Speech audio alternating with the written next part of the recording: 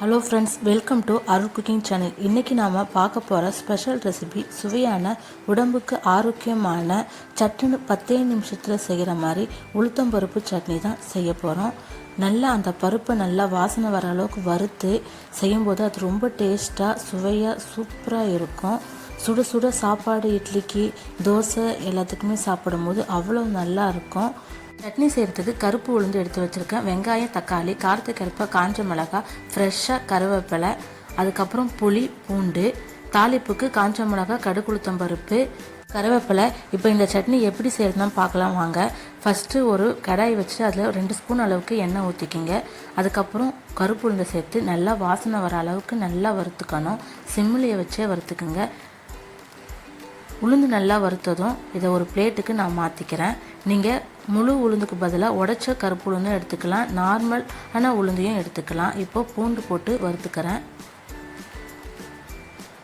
இதுக்கப்புறம் வெங்காயம், நான் நார்மலாக பெரிய சைஸ் வெங்காயம் தான் எடுத்துருக்கேன். இதுக்கு பதிலாக சின்ன வெங்காயமும் எடுத்துக்கலாம், டேஸ்ட் நல்லாயிருக்கும். அதுக்கப்புறம் கருவேப்பிலை, காரத்துக்கு ஏற்ப மாதிரி ஒரு 4 காஞ்ச மிளகாய், தக்காளி ஆப்ஷனல் தான், உங்களுக்கு வேண்டான்னா ஸ்கிப் பண்ணிக்கோங்க.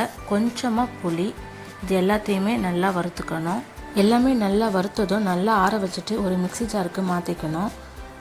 தேவையான அளவு உப்பு போட்டு நல்லா ஃபைன் பேஸ்ட்டாக மையாக அரைச்சி எடுத்துக்கணும். இப்போ இதை ஆறிடுச்சு, மிக்ஸி ஜாருக்கு நான் மாற்றிக்கிறேன். இந்த சட்னி செய்ய ரொம்ப நேரம்லாம் ஆகாதுங்க. சட்னின்னு ரொம்ப சிம்பிளாக ஈஸியாக செஞ்சிடலாம். ஃபஸ்ட்டு வெங்காயம், தக்காளி, கருவேப்பிலை, காஞ்ச மிளகாய் இதெல்லாம் அரைச்சிக்கலாம். அதுக்கப்புறமா உளுந்தையும் சேர்த்து அரைச்சிக்கணும். நல்லா ஈஸியாக இருக்கும் இந்த மாதிரி அரைக்கும் போது. இது எல்லாத்தையுமே அரைச்சதும் தாளிப்பு ரெடி பண்ணிக்கலாம். தாளிப்புக்கு ஒரு 2 ஸ்பூன் அளவுக்கு ஆயில் ஊற்றிக்கலாம். ஆயில் நல்லா சூடானதும் கடுகு, உளுத்தம் பருப்பு, ஒரு 4 குண்டு காஞ்ச மிளகாய், அதுக்கப்புறம் கருவேப்பிலை போட்டு நல்லா வதங்கினதும் தாளிப்பை சட்னியில் சேர்த்துக்கலாம். அவ்வளோதாங்க, ரொம்பவும் ஒரு ஹெல்த்தியான சட்னி ரெடி ஆகிடுச்சு.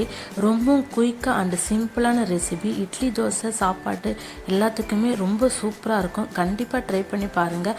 அருள் குக்கிங் சேனலை லைக் பண்ணுங்கள், ஷேர் பண்ணுங்கள், கண்டிப்பாக சப்ஸ்கிரைப் பண்ணுங்கள். தேங்க்யூ ஃபார் வாட்சிங்.